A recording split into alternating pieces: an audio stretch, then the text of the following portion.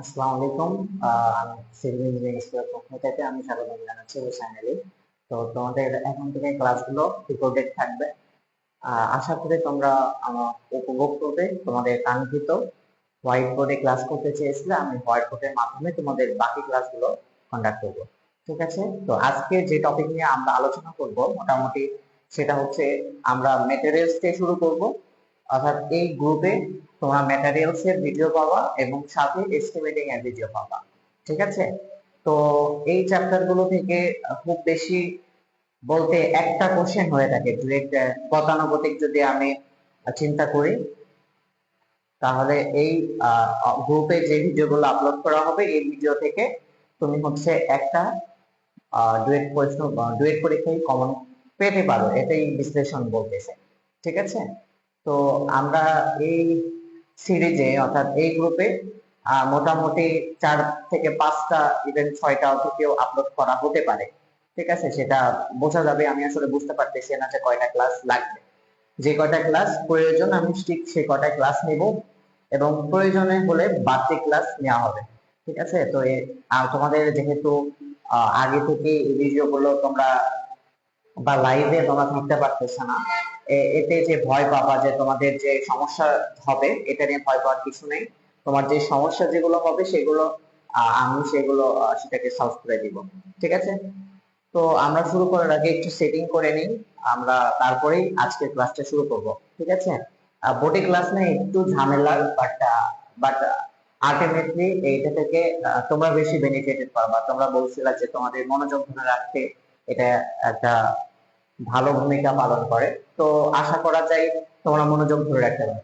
ঠিক আছে? তো আর কিছু না বলে আমরা আজকের আলোচনাটা শুরু করি।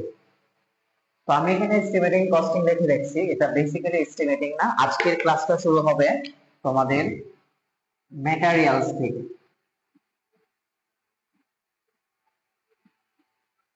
ম্যাটেরিয়ালস কি? তো আমি তোমাদের কিছু কিছু বিষয়গুলো, ম্যাটেরিয়ালস যেহেতু একটা থিওরিক্যাল সাবজেক্ট, তো এই এই জায়গা থেকে কিছু থিওরি কোশ্চেন গুলো তোমাদের পড়তে বলবো, সেই জিনিসগুলো তোমরা নিজ দায়িত্বে করে নিবা। ঠিক আছে? তো আমাকে একটু সেটিং করতে দাও, আমি সেটিং হয়ে গেলে আমি তোমাদের সামনে ক্লাসটা উপস্থাপন করতেছি।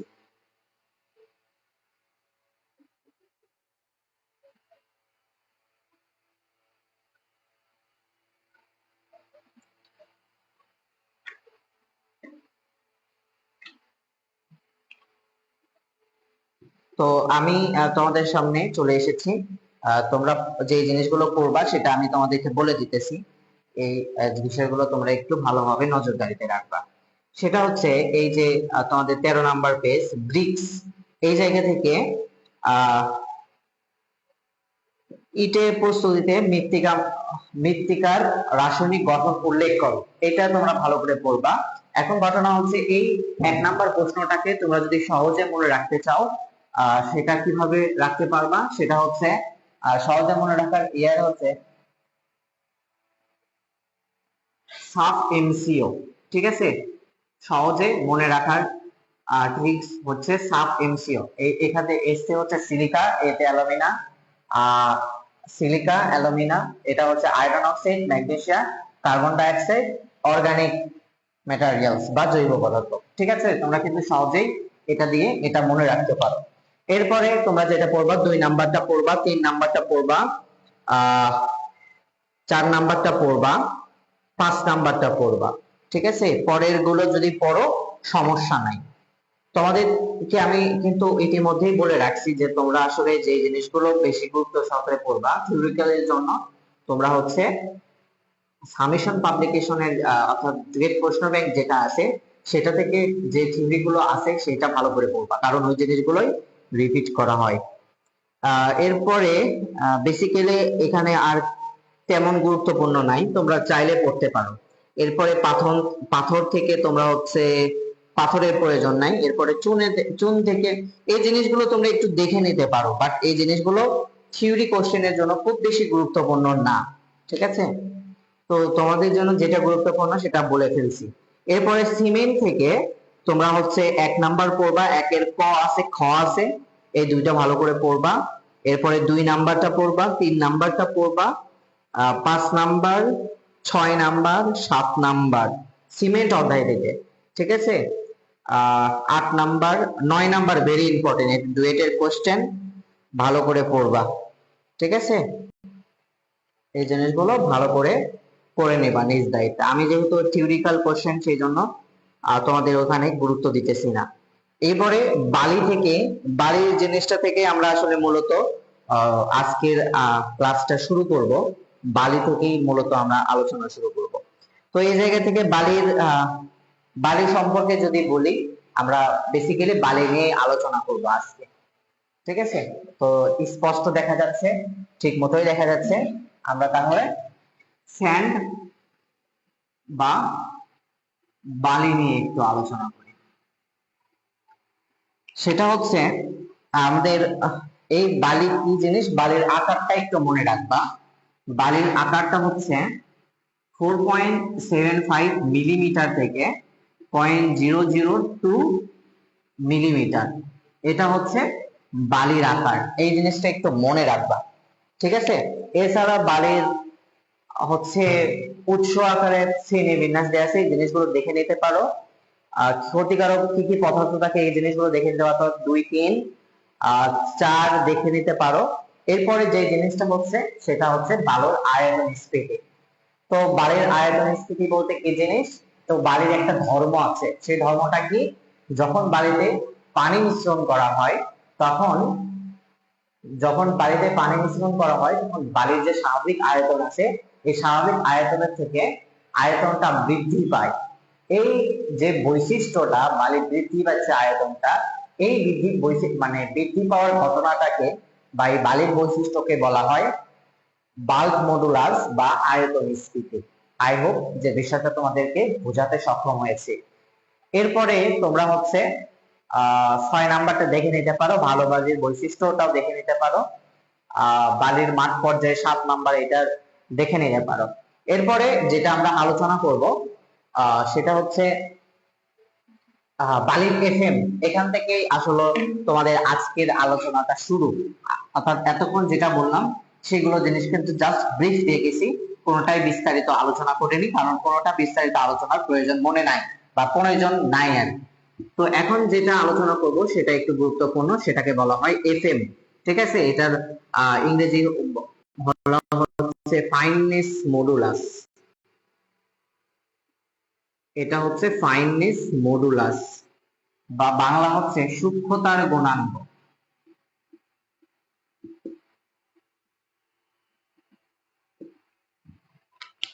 তো আমি কিন্তু সবগুলো কিছুই বলে ফেলছি, এফএম, ফাইননেস মডুলাস বা সূক্ষ্মতার গুণাঙ্ক। এই জিনিসটা কি, এই জিনিসটা হচ্ছে আহ এটা একটা হচ্ছে এম্পিরিক্যাল ফর্মুলা, ঠিক আছে। এম্পিরিক্যাল ফর্মুলা, সেই জিনিসটা কি জিনিস সেটা একটু আমি তোমাদের বলি। এম্পিরিক্যাল ফর্মুলা কি জিনিস সেটা একটু তোমাদের জানানো দরকার। এম্পিরিক্যাল ফর্মুলা,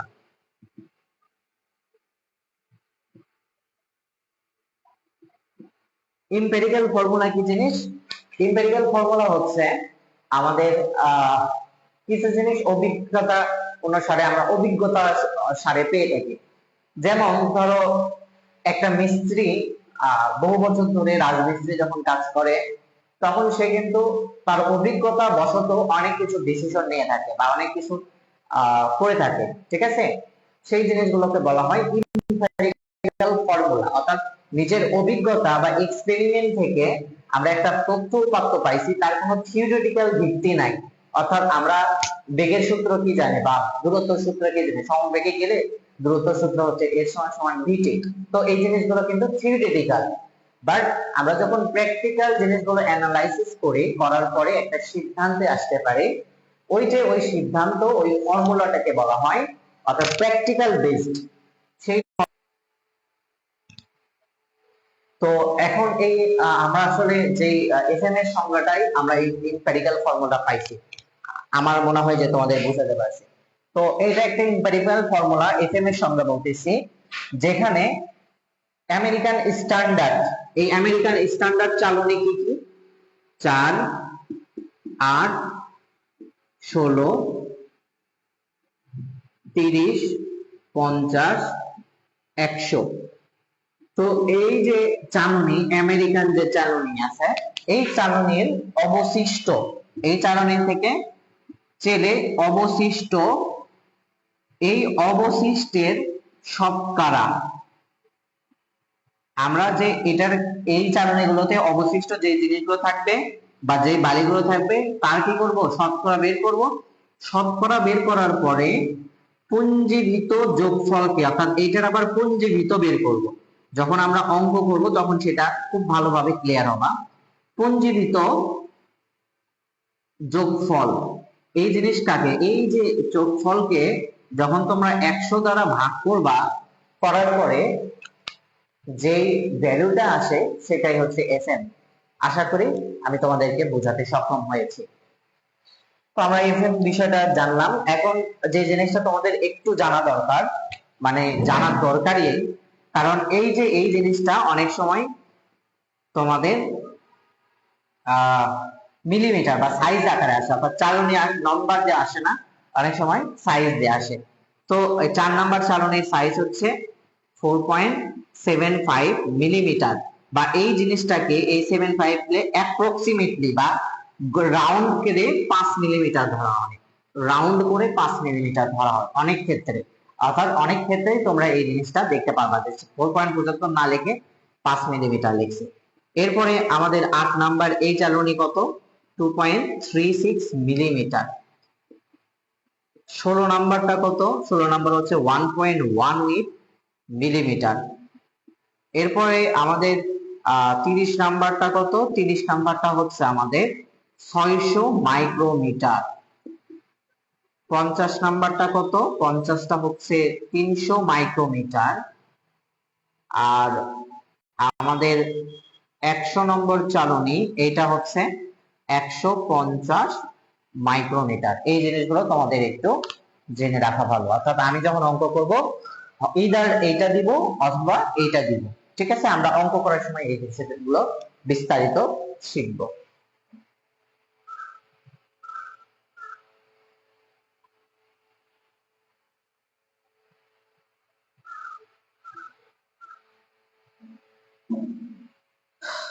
ঠিক আছে, আমরা তাহলে এখন এটাকে মুছে দিই।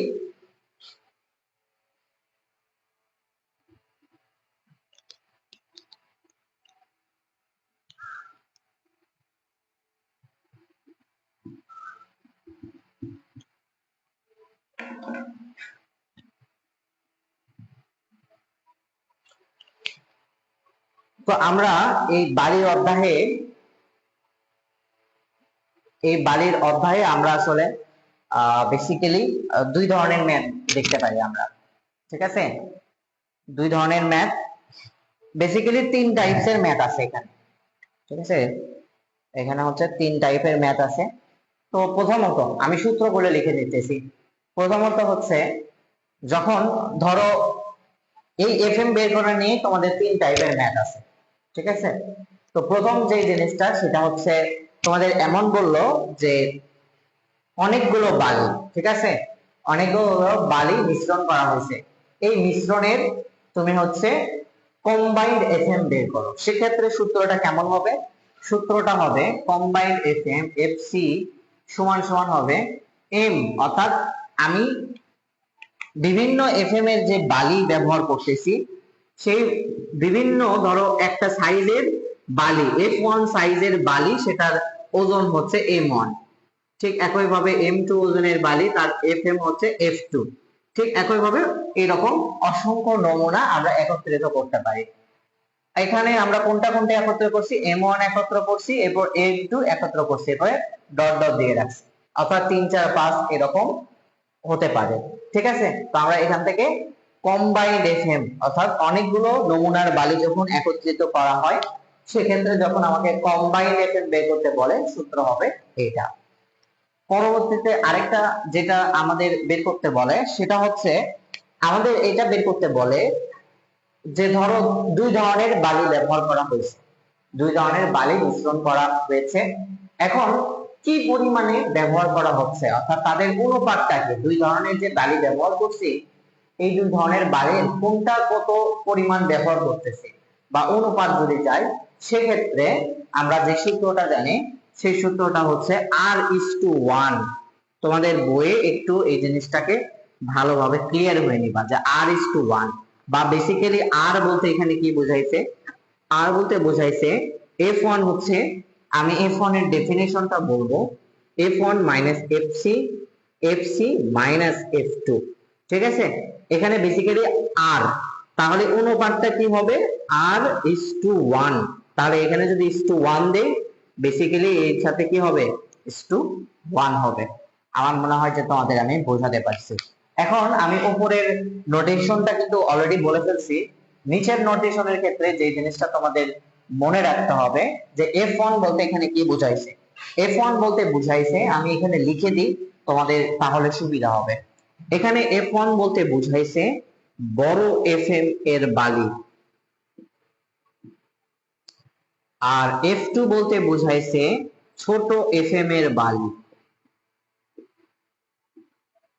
আর এই যে এফসি, এই জিনিসটা হচ্ছে কম্বাইন্ড, অর্থাৎ তাদের যুক্ত করার ফলে যে এফএমটা হইছে, অর্থাৎ মিশ্রিত বালির এফএম। ঠিক আছে, এটা হচ্ছে কম্বাইন্ড এফএম বা মিশ্রিত বালির এফএম। এখন এখানে এই আরটা একটু অপরিচিত। এই আর এর ডেফিনেশনটা কি? আরটা হচ্ছে ছোট এফএম এর বালির পরিমাণ। ঠিক আছে, ছোট এফএম এর বালির পরিমাণ এখানে হচ্ছে আর দ্বারা বোঝাইছে এখানে। তো আমার মনে হয় যে সবগুলো বিষয় ক্লিয়ার করে ফেলছি এখানে। তো আমরা আসো এই সম্পর্কিত আমরা অঙ্ক করি। তো তোমাদের বইয়ে একটা অঙ্ক আছে, এই অঙ্কগুলো খুবই ইজি। ঠিক আছে, এই অঙ্কগুলো খুবই ইজি। তো তোমরা দেখো,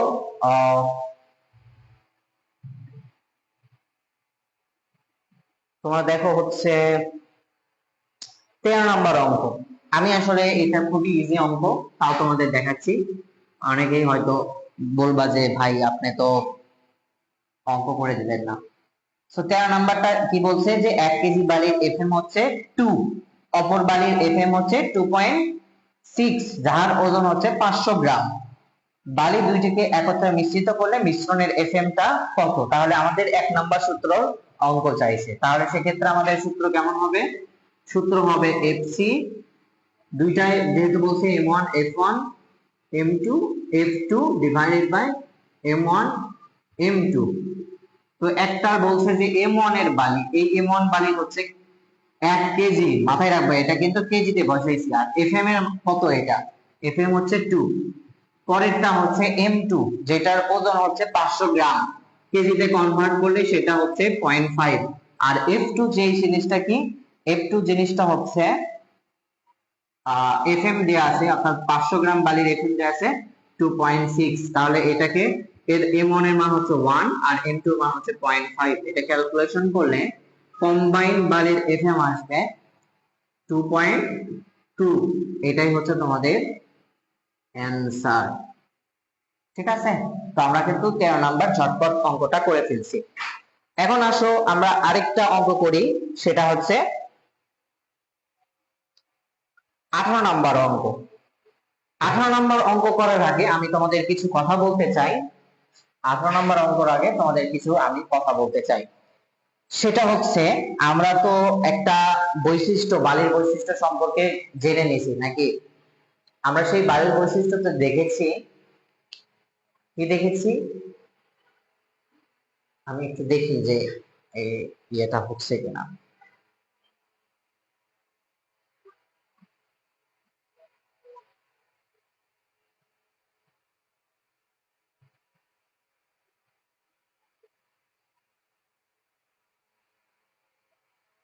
আচ্ছা ঠিক আছে, হইতেছে। আমার ফোনে চার্জ নাই তো।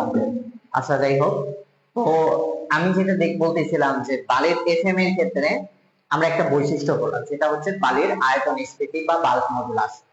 তো এই বাল্ক মডুলাসের ক্ষেত্রে আমরা যে জিনিসটা দেখেছি, বাল্ক মডুলাসের ক্ষেত্রে আমরা কি দেখলাম, যে পানি মিশ্রিত করলে আয়তনটা বৃদ্ধি পায়। ঠিক একইভাবে পানি যদি অপসারণ করা হয় তাহলে বালির আয়তন হ্রাস পায়। তো বেসিক্যালি তোমাদের যখন কোশ্চেনে প্রসারণ গুণাঙ্ক দেয়া থাকবে, তার অর্থ হচ্ছে বালিটা প্রসারিত অবস্থায় আছে। ঠিক আছে, প্রসারণ গুণাঙ্ক দেয়া থাকে, অর্থ হচ্ছে বালিটা প্রসারণ অবস্থায় আছে, তাকে কি করতে হবে, আসল অবস্থায় যদি নিয়ে আসতে চাই ছোট করতে হবে। ঠিক আছে, তো বালির দুইটা গুণাঙ্ক দেয়া থাকতে পারে, প্রসারণ গুণাঙ্ক আর সংকোচন গুণাঙ্ক। তো প্রসারণ গুণাঙ্ক যদি দেয়া থাকে সেক্ষেত্রে আমরা যেহেতু প্রসারণ গুণাঙ্ক দেয়া আছে, দ্যাট মিন্স বালিটা প্রসারিত আছে, বালিটা প্রসারিত আছে মানে বড় আছে, তাকে কি করতে হবে, ছোট করতে হবে। আর যে প্রসারণ গুণাঙ্ক যেটা দেয়া থাকে, এই যে গুণাঙ্ক যেটা দেয়া থাকে এটা বেসিক্যালি একের নিচে দেয়া থাকে। তো একের নিচে যদি দেয়া থাকে তাহলে সেক্ষেত্রে কি করবা, আমাদের যেহেতু ছোট করতে হবে, তাহলে আমাদের যে আয়তন দেয়া আছে সেক্ষেত্রে আমাদের যে আয়তন দেয়া থাকবে তাকে ওই গুণাঙ্ক দ্বারা কি করতে হবে, অর্থাৎ আয়তন গুণন আয়তন গুণাঙ্ক, আয়তন গুণন প্রসারণ গুণাঙ্ক। ঠিক আছে, আয়তন গুণ এই ভি দ্বারা বুঝাইছি বালির আয়তন দেয়া আছে, অর্থাৎ যখন বালির আয়তন দেয়া থাকবে, ঠিক আছে, যখন বালির আয়তন দেয়া থাকবে সেক্ষেত্রে তোমাদের যখন বালির আয়তন দেয়া আছে, এখানে বলছে প্রসারণ গুণাঙ্ক, তাহলে বালির প্রকৃত আয়তন কত হবে, প্রকৃত আয়তন কিন্তু এই জিনিসটা হবে আয়তন ইনটু প্রসারণ গুণাঙ্ক। আর যদি সংকোচন গুণাঙ্ক দেয়া থাকে, সংকোচন গুণাঙ্ক দেওয়া থাকে সেক্ষেত্রে কি হবে, সংকোচন গুণাঙ্ক দেয়া থাকলে প্রকৃত আয়তন হবে আয়তন ভাগ সংকোচন গুণাঙ্ক, সংকোচন গুণাঙ্ক। এই জিনিসটা তোমরা একটু মাথায় রাখবা বা মনে রাখবা। ঠিক আছে, আরেকটা বিষয় সেটা হচ্ছে তোমাদের যদি এই জায়গাতে বালির আয়তন না দিয়ে বালির ওজন দেয়া থাকলো, বালির ওজন দিয়ে রাখছে, সেক্ষেত্রে এই দুইটা জিনিস টার্ম থাকতে পারে কনফিউশন করার জন্য। ঠিক আছে, কনফিউশন করার জন্য ওই দুইটা টার্ম থাকতে পারে। তো সেক্ষেত্রে তোমরা কি করবা, যে বালির ওজন যদি থাকে, বালির ওজনের কিন্তু বেসিক্যালি কোনো পরিবর্তন হয় না, অর্থাৎ পানি যদি দেওয়া হয় বালির ওজনের পরিবর্তন হয় না, বালির আয়তনের পরিবর্তন হয়। তো ওজন যদি দেয়া থাকে এবং এই দুইটা জিনিস দেয়া থাকে, বেসিক্যালি দেয়া থাকলো আমার ধরো 500 গ্রাম দেয়া আছে বালির ওজন, তো বালির ওজন দেয়া থাকলে তো আমাদের সংকোচন গুণাঙ্ক বা প্রসারণ গুণাঙ্ক যদি দেয়া থাকে, এইভাবে কি তাদেরকে গুণ করে আমরা প্রকৃতটা বের করব না, প্রকৃতটা আসলে বালির ওজনের কোনো পরিবর্তন হয় না, অর্থাৎ বালির যদি ওজন দেয়া থাকে এরপরে দেওয়ার পরে কনফিউশন করানোর জন্য এই দুইটা থাকতে পারে। সেক্ষেত্রে তোমরা বালির যেটা ওজন দেয়া আছে ওইটাই প্রকৃত ওজন, অর্থাৎ বালির ওজনের কোনো পরিবর্তন হবে না। ঠিক আছে, তো এই বেসিক গুলো যদি থাকে, বেসিক মোটামুটি আমরা 1 এবং 2 নাম্বার অঙ্কের জন্য যেহেতু আমি বলছি 3টা টাইপের অঙ্ক থাকে, তো 1 এবং 2 টাইপের অঙ্কের জন্য এতটুকু আইডিয়া থাকলেই হয়ে যাবে। ঠিক আছে, তো আমরা তাহলে মুছে দিই এবং মুছে দিয়ে একটা অঙ্ক করি।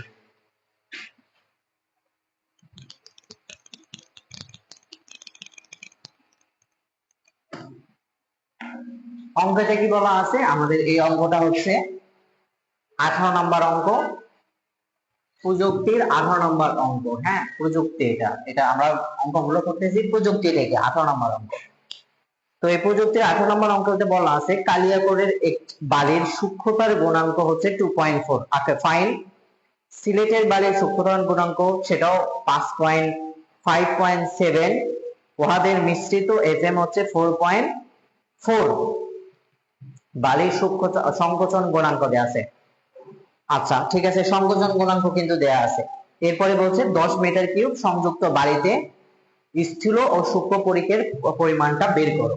ঠিক আছে, তো আমাদের এখানে কিন্তু বালির আয়তন দিয়ে রাখছে এবং সংকোচন গুণাঙ্ক দিয়ে রাখছে, তাহলে আমাদের প্রকৃত আয়তনটা কি হবে, আমরা এখন যেটা শিখলাম, প্রকৃত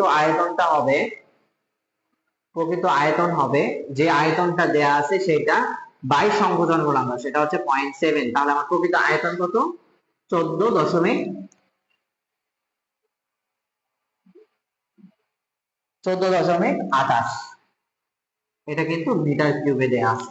ঠিক আছে, আমরা কিন্তু প্রকৃত আয়তনটা বের করে ফেলছি। এরপরে আমাদের বলছে যে সূক্ষ্ম এবং স্থূল পূরক, পূরক বলতে বোঝাইছে পুরো বেসিক্যালি এগ্রিগেট, ঠিক আছে, পুরো বেসিক্যালি এগ্রিগেট। এখানে যেহেতু বালি নিয়ে কথা বলছে, তার মানে বালির সূক্ষ্ম এবং স্থূল। তো তোমাদের যে জিনিসটা একটু আমি বিষয়টা ক্লিয়ার করি, বোর্ডে লিখবো না, তোমরা একটু মাথায় নিও যে সূক্ষ্ম বলতে কি আর স্থূল বলতে কি। আমি বলি, চিকন, সূক্ষ্ম, ফাইন, ছোট এফএম এর বালি, এই জিনিসগুলো বলতে একই অর্থ বোঝায়, ঠিক আছে। মনে রাখবা, যার এফএম যত কম সেই বালি তত সূক্ষ্ম বা চিকন, ঠিক আছে। তাহলে কি সূক্ষ্ম, চিকন, ফাইন বা তোমাদের কম এফএম এর বালি বা ছোট বালি, একই কথা, ওকে। আর স্থূল বলতে কি মোটা, স্থূল, বড় এফএম এর বালি, বড় বালি, বা সেটাকে বলা হয় কোর্স এগ্রিগেটও বলা হতে পারে, ঠিক আছে। তো এই জিনিসগুলো মনে রাখবো। তো এখানে আমাদের বলছে সূক্ষ্ম এবং স্থূল পূরক, পূরক বেসিক্যালি বোঝাইছে বালির পরিমাণটা বের করো, অর্থাৎ সূক্ষ্ম বালির পরিমাণ অর্থাৎ কম বালির এফএম এর পরিমাণ এবং স্থূল বালির পরিমাণ এফএম এর পরিমাণটা বের করতে বলছে। তো পরিমাণটা বের করতে গেলে আমাদের কিন্তু 2 নাম্বার সূত্রটা আমরা যেটা লিখছিলাম সেই 2 নাম্বার সূত্রটা ব্যবহার করতে হবে। তো সেই 2 নাম্বার সূত্রটা কি, আমরা সেই 2 নাম্বার সূত্র আর সমান সমান কি জানি, বড় এফএম এর বালি মাইনাস কম্বাইন্ড এফএম মাইনাস ছোট এফএম এর বালি, তো ছোট বালির এফএম আর কি। তো এফএম প্রথম এফ1 বড় এফএম কত দেয়া আছে, সেটা হচ্ছে 5.7, এফসি কত দেয়া আছে 4.4, আবার কম্বাইন্ড এফএম দেয়া আছে 4.4, এফসি 4.4 মাইনাস এফ2 দেয়া আছে হচ্ছে 2.4। তো এটা ক্যালকুলেশন করলে আর এর ভ্যালু আসে 0.65, বাট অনুপাতটা কি, বেসিক্যালি অনুপাতটা কিন্তু আর ইস টু 1, তাহলে আর এর মান কত 0.65 ইস টু হচ্ছে 1। আমরা কিন্তু অনুপাত পেয়ে গেছি।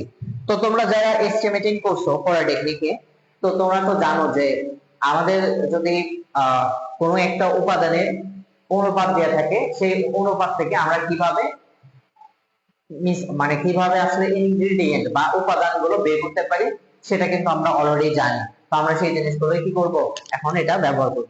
তো সেক্ষেত্রে আমরা কি করি, যে এই অনুপাতের কি করি, আমরা যোগফল করি, অনুপাতের যোগফল করি। তাহলে অনুপাতের যোগফলটা কি হবে 0.65 প্লাস 1, তাহলে এটা হয় 1.65, ঠিক আছে 1.65। এরপরে কি করি, এরপরে আমরা হচ্ছে আমরা বের করি যে সিমেন্ট কতটুকু লাগছে, আমার কতটুকু রড লাগছে, আমার কতটুকু ইট লাগছে, এই জিনিসগুলো কিন্তু আমরা বের করি। এটা করার পরে আমরা কি লিখি, যে এরপরে কি লিখি ইটের পরিমাণ বা সিমেন্টের পরিমাণ। সেক্ষেত্রে আমরা আসলে কি লিখি সেটা দেখার আগে আমরা দেখো, আমরা আসলে এখান থেকে ওই সূত্রটাও ডেভেলপ করব, কারণ আমরা আমরা যে এস্টিমেটিং এ শিখে আসছি যে সিমেন্ট কিভাবে বের করে, বালি কিভাবে বের করে, ওটা জাস্ট আমরা মুখস্থ করছি, বাট আসলে কিভাবে আসলো এটা ওই ফর্মুলাটা, সেটা এখন আমরা ড্রাইভ করব। দেখো এখানে আমরা কি করব, এখানে আমরা বেসিক্যালি এখানে আমরা কি করব, যে দেখো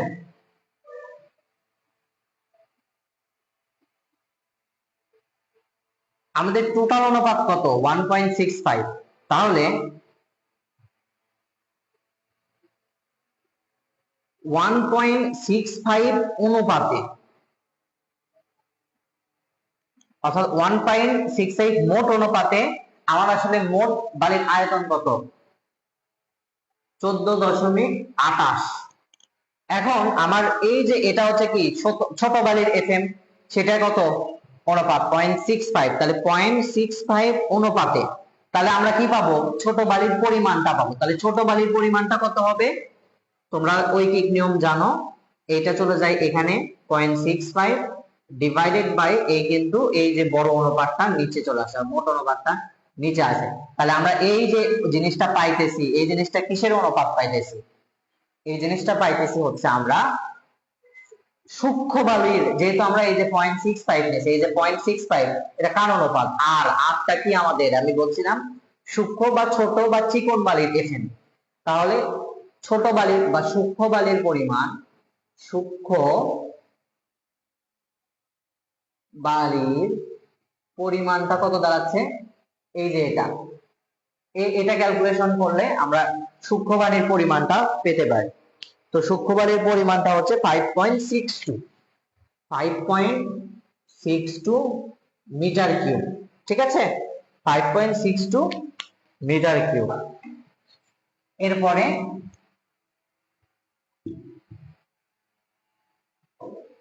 এরপরে আসো, এরপরে আমাদের কি বড় বালির এফএম। এটা যদি দেখো, আর যদি এটা শিক্ষা হয়, এটা কি আমাদের বড় বালির এফএম। তাহলে স্থূল, বড় মানে কি স্থূল, স্থূল বালির পরিমাণ সেটা কত হবে।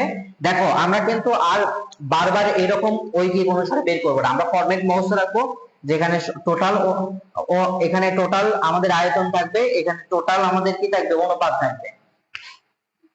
আমাদের টোটাল আয়তন হচ্ছে এখানে থাকবে, আর টোটাল অনুপাতটা এখানে থাকবে। আর এখানে কি থাকবে, এখানে থাকবে হচ্ছে আমি যেই জিনিসটা বের করতেছি তার অনুপাত। এখানে 6.5 বসাইছি, এখানে সূক্ষ্ম স্থূল বালির জন্য অনুপাত কত, 1। দেখো এখানে দেখো, এটা স্থূল বালি হলে এটা অবশ্যই, বা এটা সূক্ষ্ম বালি হলে এটা অবশ্যই স্থূল বালি বা মোটা বালি অনুপাত। তাহলে এটা ক্যালকুলেশন করলে আমরা কিন্তু পেয়ে যাব 8.65 মিটার কিউব। ঠিক আছে, তো আশা করি তোমরা এই অঙ্কটা বুঝতে পারছো, এবং এই অঙ্কের মাধ্যমে কিন্তু যাবতীয় কোন জায়গাতে ঘোরাতে পারে, কোন জিনিসটা কি ধরনের ভাবে মেকানিজম ইউজ করতে পারে, সবগুলো কিন্তু আলোচনা করে ফেলছি। ঠিক আছে, তো আমরা এই বেসিক্যালি সবগুলো অঙ্ক তোমরা এখন পারবে, অঙ্কগুলো আর ঝামেলা নাই। আমরা এখন তৃতীয় টাইপের অঙ্কগুলো করব। ঠিক আছে, আমরা এখন তৃতীয় টাইপের অঙ্কগুলো করব, এবং তৃতীয় টাইপের অঙ্কের ভিতরে বেসিক্যালি দুই ধরনের অঙ্ক থাকে। আমরা সেই দুই ধরনের অঙ্কটা আজকে ক্লাসে আলোচনা করব। ঠিক আছে, তো আমরা মুছে ফেলি তাহলে।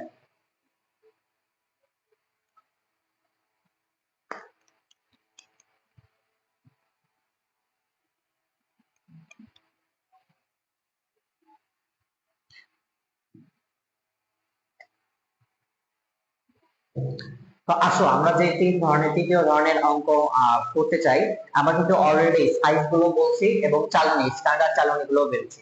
অর্থাৎ তোমাদেরকে এফএম বের করার যে সূত্রটা বলছিলাম, ওইভাবে যদি এফএম বের করতে পারে তাহলে আমরা আসলে এটা কিভাবে করব। তো তার আগে আমি একটু দেখে নিই যে ঠিক মতো চলতেছে কিনা লাইভটা।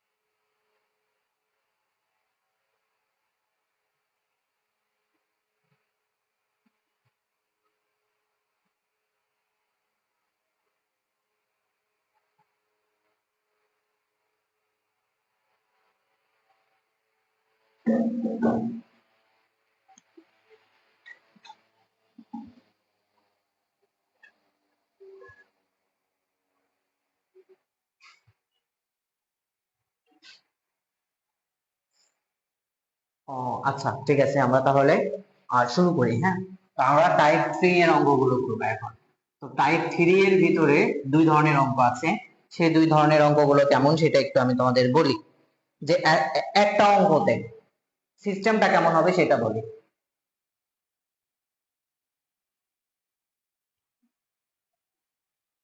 অর্থাৎ একটা অঙ্কের মাধ্যমে আমি একেবারে তোমাদেরকে ডিটেলস বলতেছি। হ্যাঁ, এই ডিটেলসটা হয়তো তোমরা একসাথে কোনো জায়গায় পাবা না, বা এতভাবে একসাথে এইভাবে সবকিছু ক্লারিফাই করা হয়তো কোনো জায়গায় পারবে না আমার বিশ্বাস।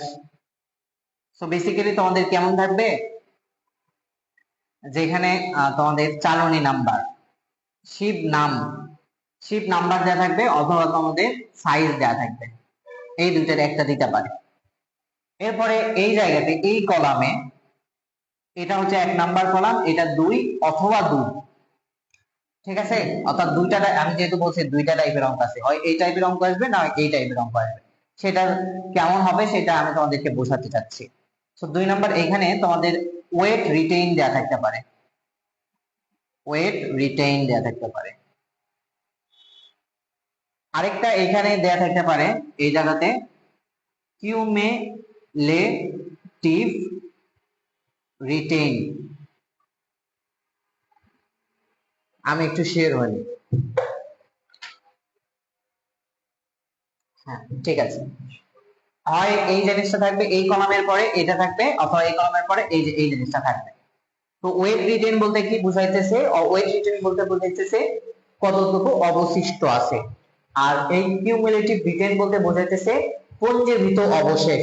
দুইটা কিন্তু ডিফারেন্ট জিনিস, ঠিক আছে, একটাতে অবশেষ আর একটা হচ্ছে পুঞ্জীভূত অবশেষ। তো আমি বিষয়গুলো আমি একটু ক্লিয়ার করি, এটার জন্য কেমন হবে, এটার জন্য ফাংশনটা কেমন হবে।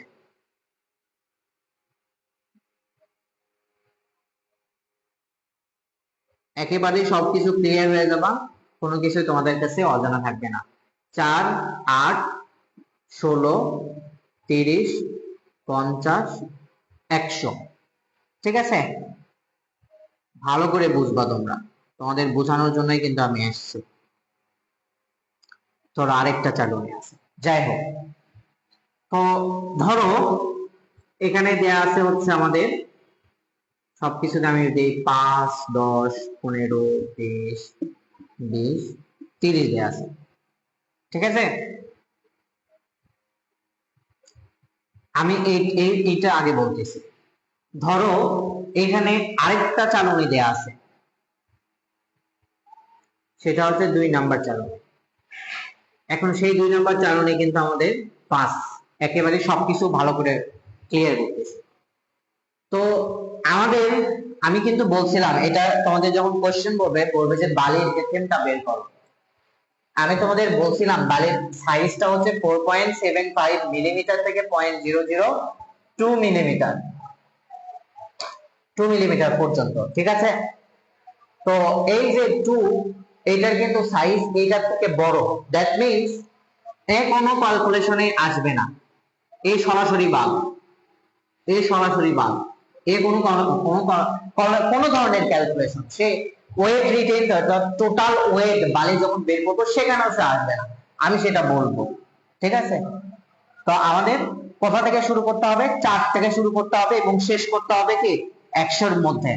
এখন দেখো যদি এই জায়গাতে 8 না থেকে 10 থাকতো তাহলে কি হতো, সেই ফাংশনটা বলে যে এই স্ট্যান্ডার্ড চালনী ব্যতীত অন্য কোনো এর মাঝে অর্থাৎ 4 থেকে 100 এর ভিতরে যদি অন্য আরেকটা চালনী থাকে, সেক্ষেত্রে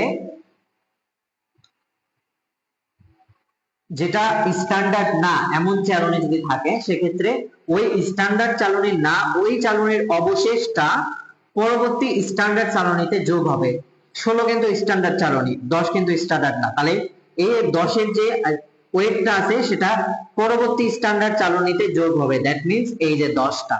ঠিক একইভাবে এখানে কিন্তু 2 ছিল 5 ছিল, এই কিন্তু স্ট্যান্ডার্ড না, সে পরবর্তী চালনীতে যোগ হওয়ার কথা ছিল, বাট আমি তোমাদের প্রথমেই বলে দিছি এই সাইজটা হচ্ছে 4.75 মিলিমিটার থেকে 0.002, অর্থাৎ এটা তার থেকে বড় সাইজ।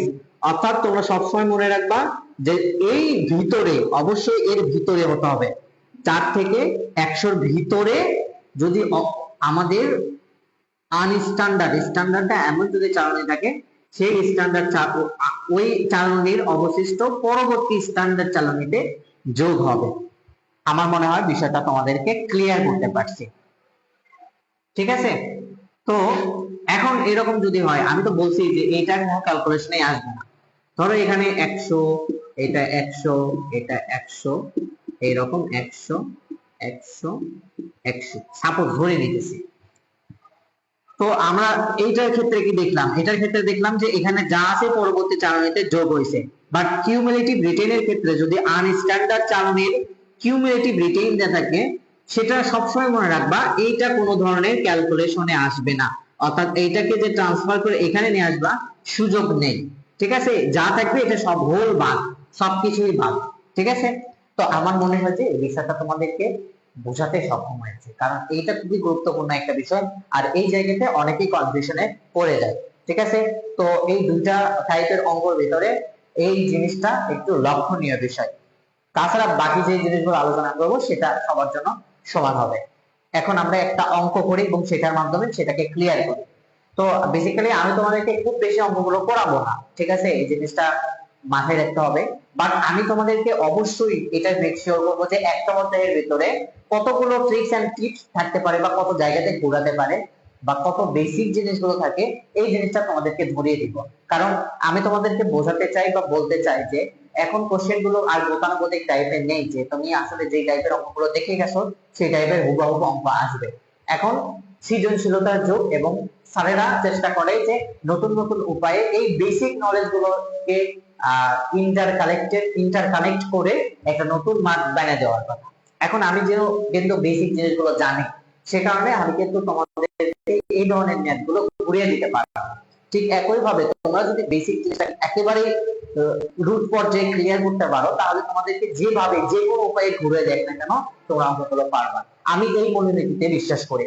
এজন্য আমি আমি কখনোই, বা আমি আমার অফলাইন স্টুডেন্টদেরও কিন্তু সবগুলো ম্যাথ করিয়ে দেয় না ধরে ধরে, বা বইয়ে যা যা আছে সেভাবে করে দেয় না। আমি রেদার আমি কি করি, যে অঙ্কগুলোতে কি কি বেসিক জিনিসগুলো আছে, একটা ওদের বেসিক কি জিনিস, সেই জিনিসগুলো আলোকপাত করি।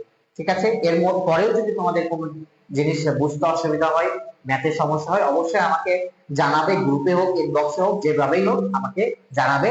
আমি ওই বিষয়ে আরেকটা ভিডিও করার চেষ্টা করব, বা আমি যে কোনো উপায়ে সেটাকে সমাধান করে দেবো। ঠিক আছে, তো আমরা একটা অঙ্ক করি।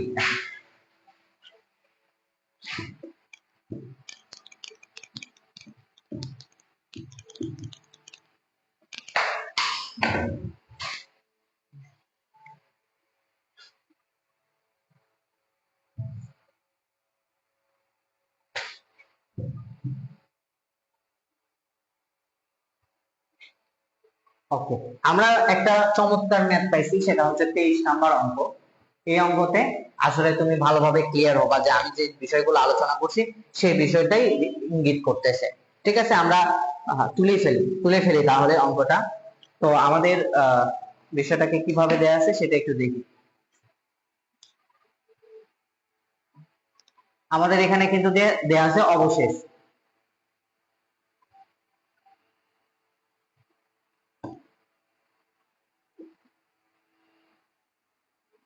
বা চালনী নাম্বার এটা। এরপরে এইটুকুতে অবশেষ দেয়া আছে, এরপরে এইটুকুতে কি দেয়া আছে, শতকরা অবশেষ। এইটুকু কিন্তু তোমাদের দেয়া থাকবে, অর্থাৎ আমি তোমাদের আগে আলোচনা করি কোন জিনিসটা দেয়া থাকবে। ঠিক আছে, মানে এর আগে যেটা আলোচনা করতেছিলাম প্রথম কলাম দ্বিতীয় কলাম, অর্থাৎ দুইটা কলাম তোমাদের দিকে দেয়া থাকবে। বাকি জিনিসগুলো কিন্তু তোমাদের করতে হবে। অবশেষ, শতকরা অবশেষ, এখানে যদি কিউমুলেটিভ থাকে, কিউমুলেটিভ রিটেন থাকে, তাহলে শতকরা কিউমুলেটিভ। ঠিক আছে, এইভাবে করবা। ওই ধরনের অঙ্কটাও করে দেবো আমরা, সমস্যা নাই। পুঞ্জীভূত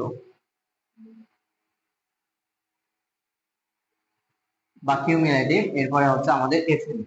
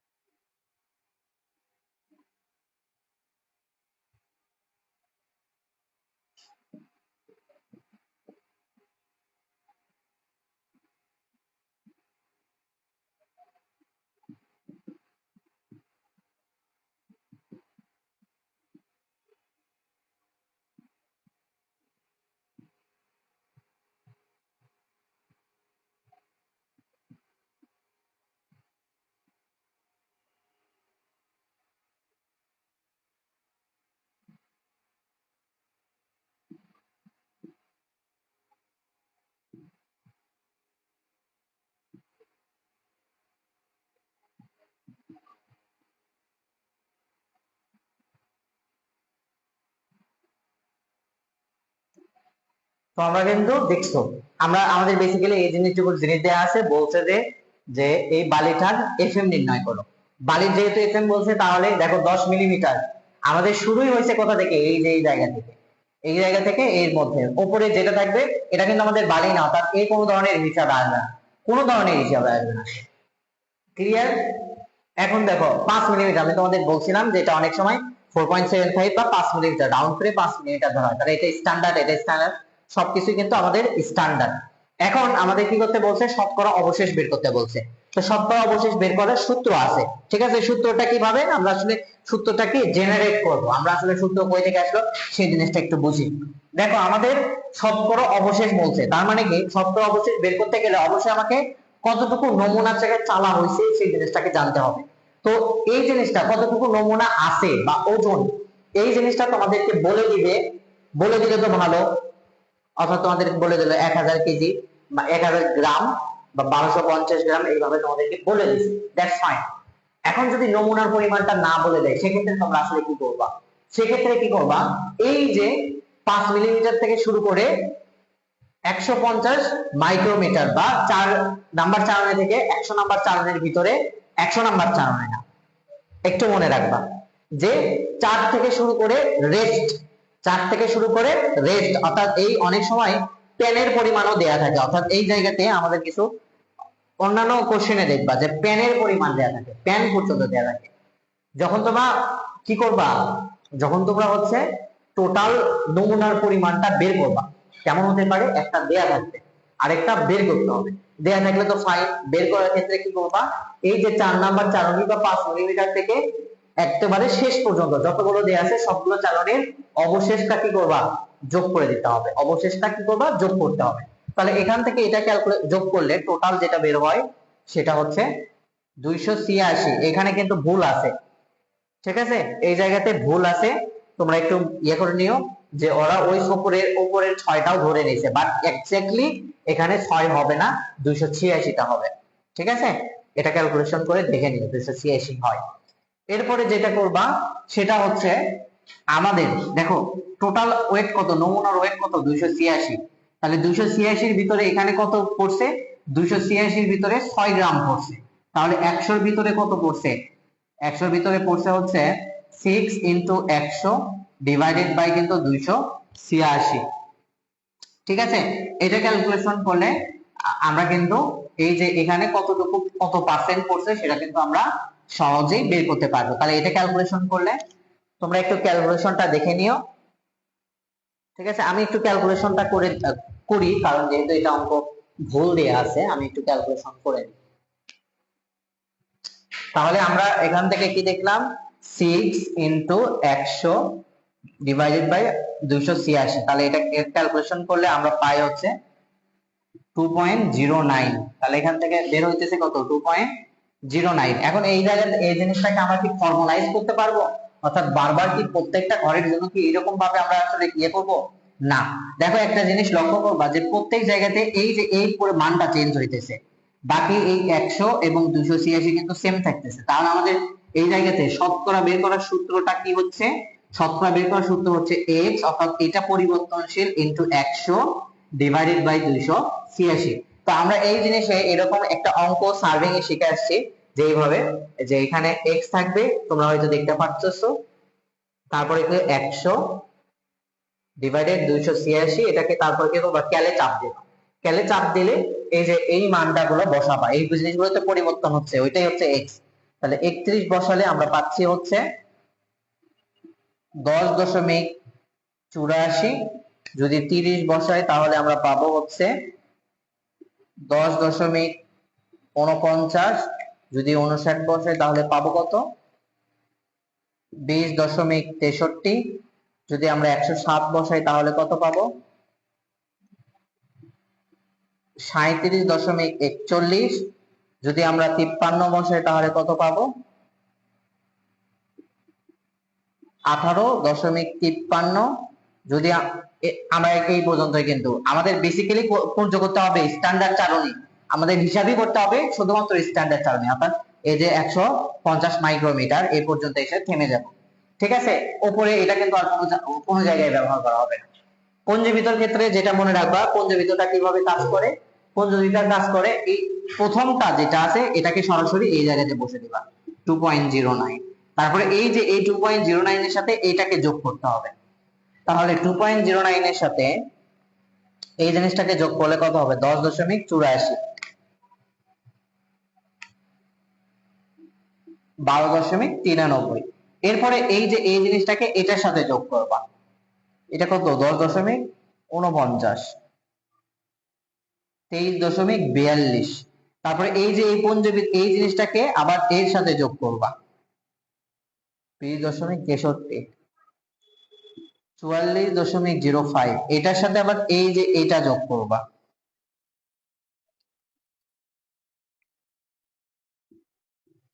81.46। এটার সাথে আবার এইটা যোগ করবা,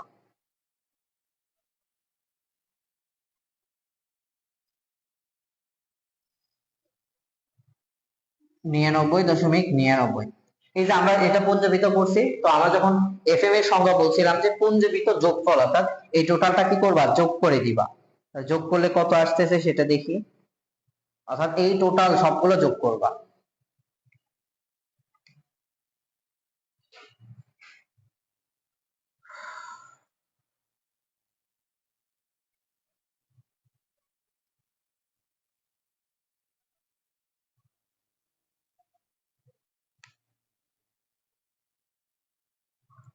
এই টোটালটা যোগ করলে আমরা আসলে যে জিনিসটা পাই সেটা হচ্ছে 263.94। আমাদের যোগ করার পরে কি কাহিনী ছিল? এই যোগটাকে আমরা 100 দ্বারা ভাগ করব, ভাগ করলেই আমরা আসলে এই যে এফএমটা পাবো, ভাগ 100, 2.63। এটাই হচ্ছে আমাদের অ্যান্সার। তো আমরা কিন্তু একটা টাইপের অঙ্ক অলরেডি ঝটপট করে বের করে ফেলছি। সে টাইপটা কি? অবশেষ দেয়া আছে। এখন আমরা দেখব যে এখানে যদি কিউমুলেটিভ বা পুঞ্জীভূত অবশেষ যদি দেয়া থাকে সেক্ষেত্রে সেটার কার্যক্রমটা কি। ঠিক আছে, তো আমরা সেই অঙ্কটা করব এবং করার মাধ্যমে আজকে এই যে আজকের এই ক্লাসটা এখানে ইতিই টানবো। ঠিক আছে, তো আসো আমরা ওই অঙ্কটাও করে ফেলি। আমি কিন্তু খুব সহজেই তোমাদেরকে একেবারে সামারাইজ করে দিয়ে দিচ্ছি। তো তোমাদের কিন্তু তোমরা কি করবা? এই সামারাইজ জ্ঞান থেকে জ্ঞানটা নিয়ে, বেসিক জিনিসটা নিয়ে তোমরা আসলে অঙ্কগুলো ট্রাই করবা। আমার বিশ্বাস যে তোমাদের আবার সমস্যা হবে না, কারণ আমি যেভাবে তোমাদের পড়াই দিতেছি এইভাবে সমস্যা হওয়ার কথা না। কারণ তোমাদেরকে বলে রাখি, আমি যখন নিজে করছি এত সহজ ভাবে, এত সার সংক্ষেপে কিন্তু আমি পাইনি। ঠিক আছে, সবকিছু জ্ঞান মাথায় নিয়ে তোমাদেরকে কিন্তু দিয়ে দিতেছি। তো এটা তোমাদের জন্য খুবই ভালো। ওকে, আমরা তাহলে টাইপ নাম্বার 2, অর্থাৎ যখন এখানে 4 নাম্বার তারপরে কিউমুলেটিভ অবশেষ বা পুঞ্জীবিত অবশেষ থাকবে, সেক্ষেত্রে অঙ্কটা কিভাবে হবে সেটা আমরা এবার আলোচনা করব।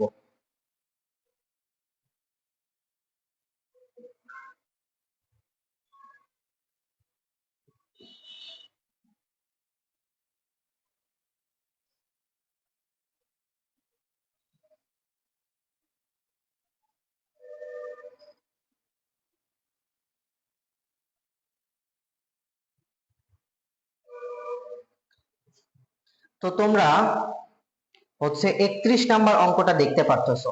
31 নাম্বার অঙ্ক এই অধ্যায়ে 31 নাম্বার অঙ্কটা আমরা এখন করব। তোমরা দেখতে পারতেছো যে 31 নাম্বার অঙ্কে এই 2 নাম্বার টাইপের কথা বলা আছে। আমাদের কি রকম ভাবে দেয়া আছে আমরা সেটা সরাসরি এই যে এখানে তুলে ফেলবো।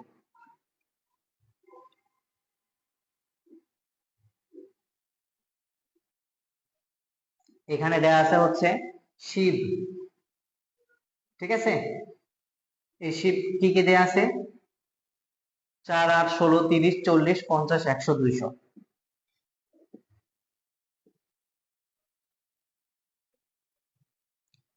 4, 8, 16, 30, 40, 50, 100,